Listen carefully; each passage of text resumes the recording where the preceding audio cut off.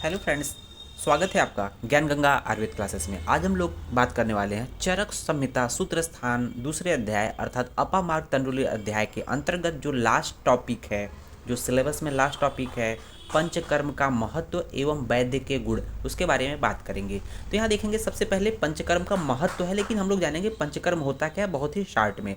तो पंच मतलब हो जाएगा 5 चीज़ें होती है, और कर्म मतलब होता है चिकित्सा। कर्म का मतलब क्या होता है? चिकित्सा होता है।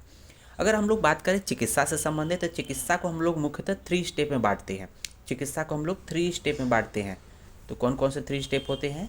तो देखते हैं। पूर्व कर्म, एक होता है पूर्व कर्म, और एक होता है मुख्य कर्म। मुख्य कर्म। तीसरा होता है पश्चात कर्म। पश्चात कर्म, ठीक है ना। पूर्व कर्म, मुख्य कर्म, पश्चात कर्म। जो पूर्व कर्म में क्या क्या चीज़ आती है? स्नेहन, जो कि हम लोग पढ़ा है, स्नेहन और स्वेदन आता है। जबकि मुख्य कर्म में क्या होता है? पंचकर्म। मुख्य कर्म में क्या चीज़ें हैं? पंचकर्म। पंचकर्म में भी क्या क्या चीज़ें हैं तो देखेंगे। तो यहाँ पर बमन, यही पंचकर्म है। बमन, विरेचन, नस्य, अनुवासन और आस्थापन। आस्थापन बस्ती है ये एक तरह से। आस्थापन बस्ती, अनुवासन बस्ती। और जो पश्चात कर्म होता है, पश्चात कर्म में देखेंगे यहाँ पर आता है एक पॉइंट, संसर्जन क्रम। संसर्जन क्रम, ध्यान दीजिएगा, कर्म नहीं है ये।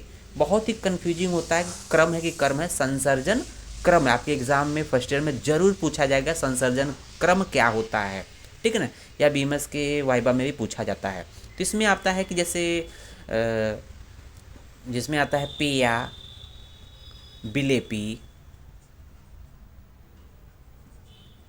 यवागु इत्यादि का पान कराते हैं। तो ये चीज़ें एक बेसिक चीज़ें हो गई पंचकर्म के बारे में, चिकित्सा के बारे में। पूर्व कर्म में देख रहा होगा आप लोगों ने, स्नेहन शोधन हो गया। और मुख्य कर्म या पंचकर्म की बात करते हैं, जो पंचकर्म मुख्य कर्म है वो आपका मुख्य कर्म है, जिसमें बमन, विरेचन, नश्य, अनुवासन बस्ती, आस्थापन बस्ती, सुश्रुत ने, ये अलग अलग लोगों के हिसाब से अलग अलग 5 चीज़ें होती है। 1 2 3 4 5। और पश्चात कर्म में देखेंगे संसर्जन कर्म आता है, क्रम आता है, ठीक है ना। अब बात करते हैं कि ये पंचकर्म हो गया और मुख्यतः चिकित्सा की बात कर लिए। अब आता है पंचकर्म का महत्व। तो महत्व के बारे में हम लोग देखेंगे। तो पंचकर्म का महत्व क्या है, क्योंकि हम लोग को मेन फाइनल इसी टॉपिक के बारे में जानना है। तो यहाँ पर पंचकर्म का महत्व कब कराते हैं पंचकर्म? देखेंगे चिकित्सा 2 प्रकार की होती है। पंचकर्म को हम लोग क्या कहते हैं? पंचकर्म का दूसरा नाम जान ले, पंचकर्म। पंचकर्म को शोधन चिकित्सा भी बोलते हैं। क्या बोलते हैं? शोधन चिकित्सा। शोधन चिकित्सा भी कहते हैं। चिकित्सा मुख्यतः 2 प्रकार की होती है। जो चिकित्सा होती है 2 प्रकार की होती है। कौन कौन सी? एक होती है शमन, शमन चिकित्सा, और दूसरी होती है शोधन चिकित्सा, ठीक है ना। जो समन चिकित्सा होती है, बेसिक डिफरेंस जानना जरूरी है कि क्या है, कब कराते हैं पंचकर्म, तब तो इसका इंपॉर्टेंस जानेंगे। पूछते हैं ना कि पंचकर्म कब कराएंगे, तो पहले जान ले कि चिकित्सा मुख्यतः 2 प्रकार की होती है, शोधन चिकित्सा और समन चिकित्सा। जो समन चिकित्सा है, इसको थोड़ा क्लियर लिख ले। शमन चिकित्सा, समन चिकित्सा में क्या करते हैं? दोष अल्प होता है, दोष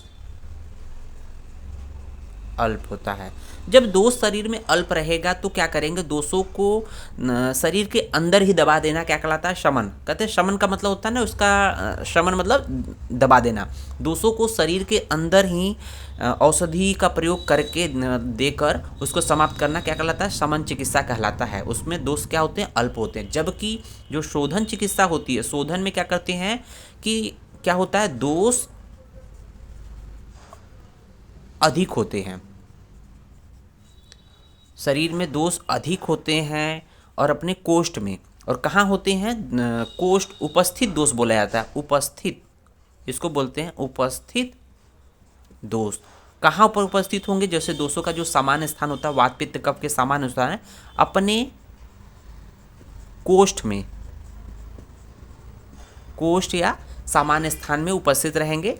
तब जब दोष अधिक हैं, जब दोष अधिक है, उस कंडीशन में हम लोग क्या करेंगे कि औषधि का प्रयोग करके उनको शरीर के बाहर निकालेंगे। तो इसमें क्या करते हैं, शोधन चिकित्सा में दोष अधिक होते हैं और दोषों को शरीर के बाहर निकालते हैं, ठीक है ना, बाहर निकाल लेते हैं। तो इसी प्रक्रिया को हम लोग क्या बोलते हैं, जैसे किस माध्यम से निकालते हैं, क्योंकि हम लोग पढ़ रहे हैं शोधन चिकित्सा। शोधन चिकित्सा हम लोग किसको कहते हैं, शोधन चिकित्सा हम लोग पंचकर्म को बोलते हैं। पंचकर्म को शोधन चिकित्सा कहते हैं। और शरीर को, जब शरीर में दोष अधिक मात्रा में होते हैं और उनको उन दोषों को शरीर से बाहर निकालने की क्रिया को कहते हैं शोधन चिकित्सा कहते हैं या पंचकर्म कहते हैं। और इसमें क्या क्या चीज़ें आती हैं देखते हैं, बमन, विरेचन, नस्य को हम लोग शिरोवेचन भी बोलते हैं, और अनुवासन बस्ती और आस्थापन बस्ती।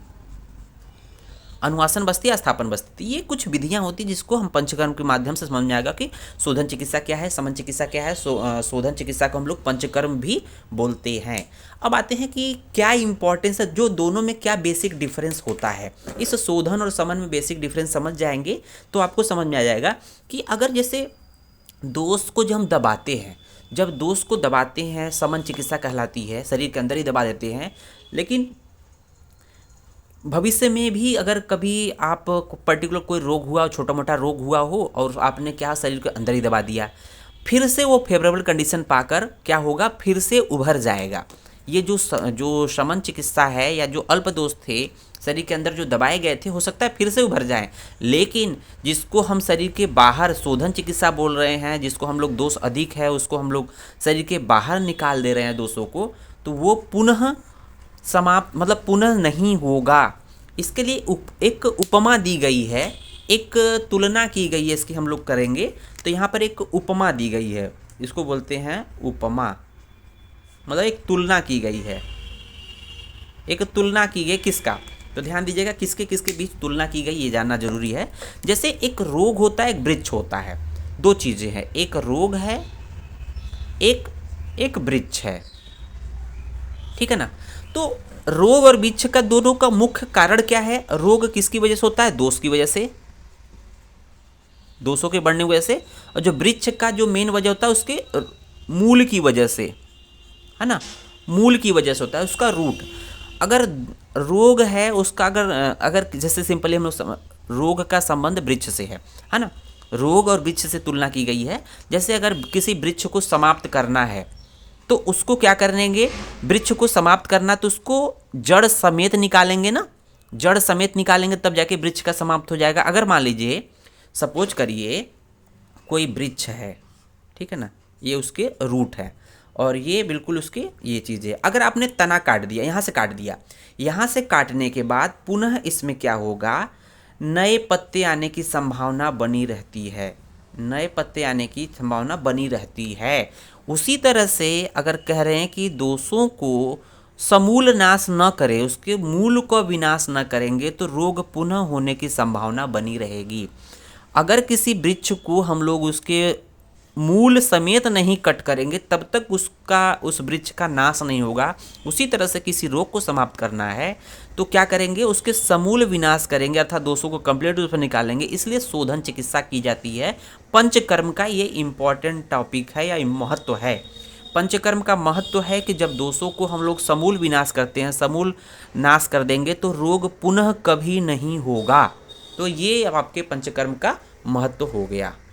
उसके बाद हम लोग बात करते हैं कि जो वैद्य का गुण क्या है, अर्थात जो पंचकर्म कराएगा वैद्य उसके क्या क्या गुण होंगे, क्या क्या क्वालिटीज होगी। तो इसलिए कहा है कि पंचकर्म का महत्व एवं वैद्य का गुण। तो हम लोगों ने पंचकर्म के महत्व के बाद वैद्य के गुण के बारे में बात करें तो उसमें वैद्य के कुछ 5 गुण दिए हुए हैं जो आपको याद होने चाहिए। तो देखेंगे, पहला है स्मृतिमान। स्मृतिमान मतलब स्मरण शक्ति संपन्न। स्मृतिमान मतलब हो जाएगा, ऐसा नहीं है वैद्य हो कि कोई चीज़ पुरानी बातें भूल जाए। जैसे आप जाते हैं किसी भी डॉक्टर के पास, क्लिनिक में या वैद्य के पास, तो आपकी पुरानी बातों को हिस्ट्री लिखता है। पहले के लोग लिखते नहीं थे, पहले के लोगों को बताई हुई बातें याद रहती थी। तो कहते हैं ना कि जो जो आपने बताई थी हिस्ट्री, आपने क्या क्या खाया, क्या क्या पिया, क्या कैसे हुआ, वो सब बातें उसको याद रहे। स्मृतिमान मतलब शक्ति, स्मरण शक्ति संपन्न, उसकी अच्छी स्मरण शक्ति होनी चाहिए। दूसरा पॉइंट और तीसरा पॉइंट एक साथ दिया हुआ है, देखेंगे। हेतु युक्त ज्ञो, ज्ञो में होता है जानने वाला, ज्ञो मतलब जानने वाला, हेतु मतलब कारण, कारण का जानने वाला, कारण कारण को जानने वाला, कारण को जानने वाला। और दूसरा है युक्ति। युक्ति मतलब होता है कि औषध प्रयोग। युक्ति मतलब होता है कि उसका तरीका, औषध का प्रयोग। कहते हैं ना कि उसका किस प्रकार से प्रयोग करना है, विवेक बुद्धि विवेक लगाना है औषधि में। औषध प्रयोग,